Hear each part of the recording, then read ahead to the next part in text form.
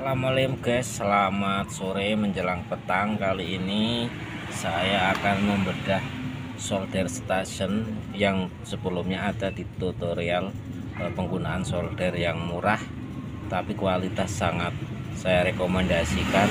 Nah, ini kebetulan solder saya yang satunya rusak.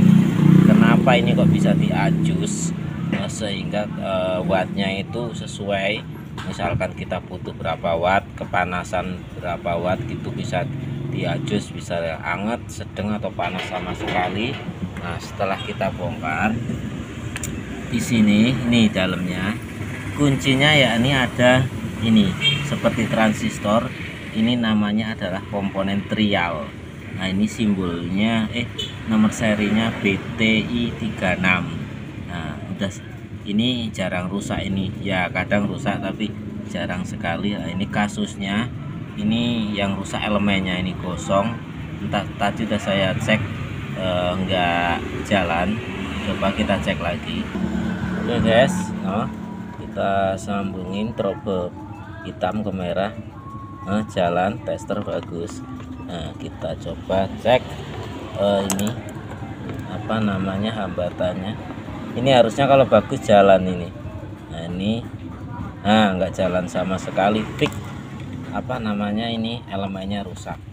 Nah, ini kuncinya makanya bisa diajus. Dia ada pada komponen yang dinamakan trias itu tadi, sama ini variabel resistor atau gampangannya trimpot atau potensio kecil. Nah, ini nilainya 504. Ini enggak terlalu terbaca di kamera saya, artinya 500 kilo atau setengah mega.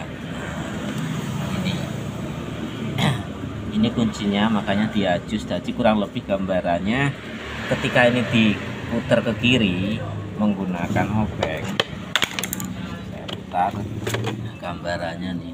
Ketika kita putar ke kiri nih menggunakan obeng, misalkan seret putar ke kiri, maka tegangan di sini, arus AC-nya ini turun menjadi misalkan maksimal 220 volt yang mungkin sekitar 140. Ntar diputar ke kanan naik lagi 160, putar lagi 180, putar lagi 200, putar lagi menjadi 220 volt. Makanya ini maksimal tegang wattnya ini adalah 60 watt.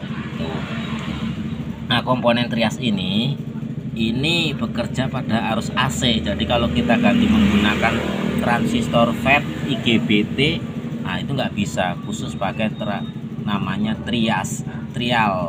Ini jadi ini daleman pada solder station, kuncinya ada pada ini trial, juga pada ini. Cuma yang sering rusak biasanya selain elemen ini, tapi yang sering fix ini elemennya.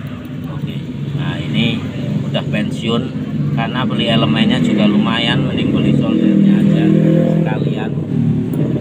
Soldernya cukup 75.000 online. Nah, ini solder saya rekomendasikan, panasnya stabil dan anti setrum. Oke guys, demikian tutorial tentang solder station. Di dalamnya kenapa kok bisa diajus, wattnya bisa turun bisa naik.